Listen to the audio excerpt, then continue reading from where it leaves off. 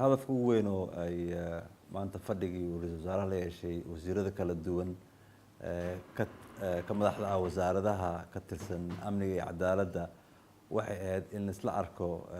isla fiiriyo qorshaha labada sano soo socota ay dowladda muhiimadda saareyso lana kala saaro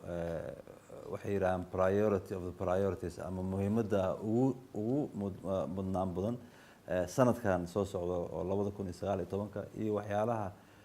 ra-iisul wasaaraha iyo wasiirada isku gartaan inay tahay in la soo dhalaanay u baahan marka wasiir walba wuxuu la yimid annagoo istusineynay ama isu barbardhigeynay waxa annaga xafiis ahaan noo yaala xafiiska ra-iisul wasaaraha iyo waxa xafiiskooda yaala inaan isku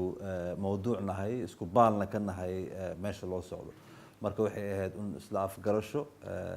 oo aan ku talagaleyno waxyaalahan rabin inaan fulino sanadkan hadduu ilaahay raali ka yahay maanta waxaan sameynay wasiirada sidaan sheegay wasaaradaha ku jira amniga iyo cadaaladda berito iyo saa dambe ayagana waxaa lala kulmi doonaa wasaaradaha ama wasiirada ka mid ah gudahoosaadka siyaasadda loo dhan yahay kadibna gudahoosaadka wasaaradaha ka tirsan ee arrimaha horumarinta dhaqaalaha kadibna waxaa lala shiri doonaa wasiirada ka tirsan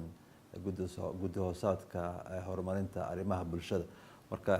isla xisaabtanka saan u naqaanay oo u sameyn jirnay oo wasiirada lagu wici jiray waxaan u bedelnay inaan ku saleyno tubihii ay dowladda ku dhisneed marka tubihiiba siday isu wataanba wasiirada loogu yeero si ay